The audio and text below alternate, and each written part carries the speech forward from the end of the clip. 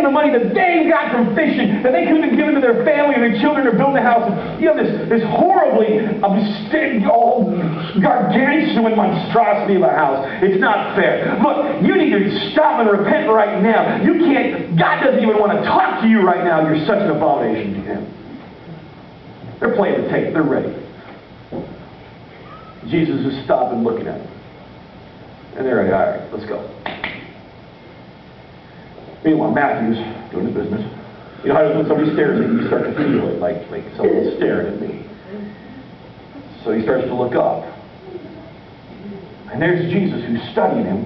Which if you've ever been studied by someone, you notice them, they're not just staring, they're studying you. Like, okay, creepy. And then you got these disciples around who are looking like, where's a rock? Because I'm going to find one to chuck at it. Jesus is going to go. We're going to be right behind him. Come on. And he looks up going, well, that's a little freaky.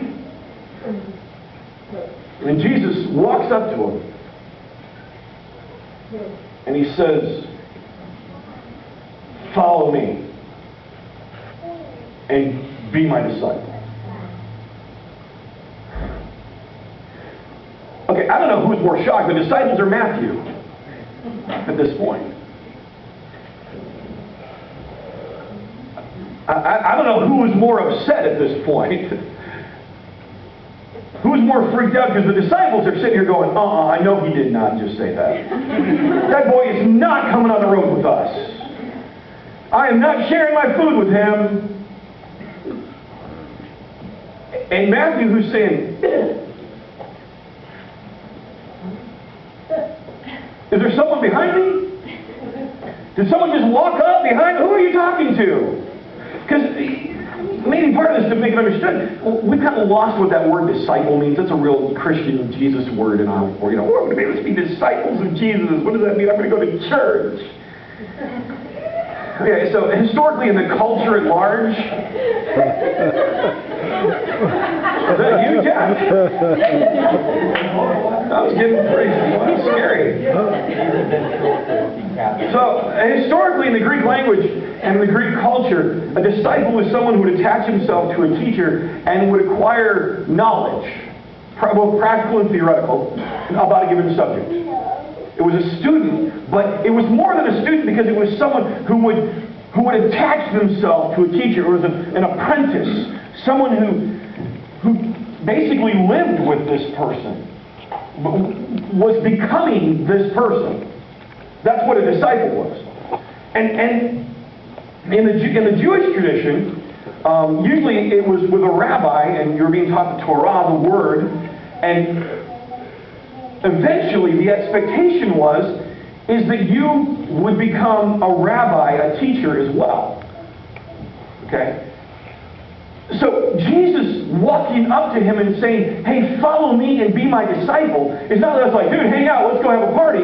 He's saying, look, you're going to follow me. I'm going to teach you me, and then you're going to become as I am, doing what I do. You're going to become a rabbi. Now, again, as we talked about before a couple weeks ago, if you remember, a tax collector was on the same level as a robber and a murderer.